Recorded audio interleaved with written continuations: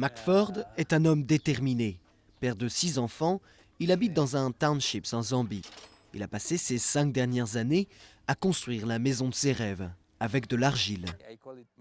Je l'appelle maison d'argile.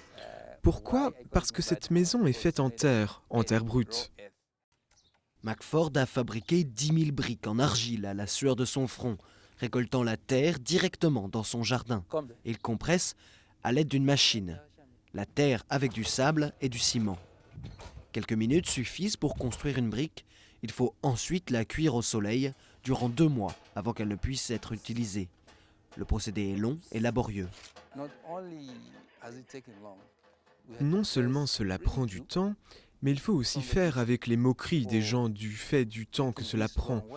Pourquoi n'avons-nous pas fait comme tout le monde et utilisé des matériaux ordinaires? Nous avons donc subi le mépris, les moqueries. Ce n'était pas facile, mais nous avons fait avec.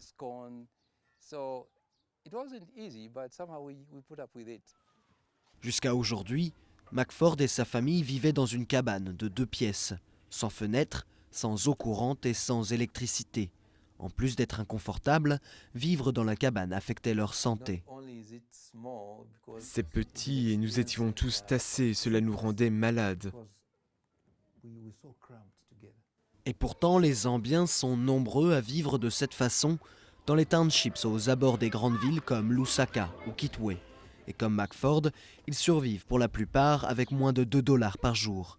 McFord sait qu'il a de la chance, un employé d'une ONG britannique lui a donné la machine à compresser les briques. Mais il pense que d'autres pourront bénéficier de son expérience. Si nous continuons à construire des maisons comme celle-ci, nous n'évoluerons pas. Alors, si je peux amener une idée et qu'elle plaît aux gens, cela nous apportera un plus dans nos vies. Pour McFord, il ne reste plus que les finitions à réaliser dans sa grande maison, c'est-à-dire installer l'eau et l'électricité.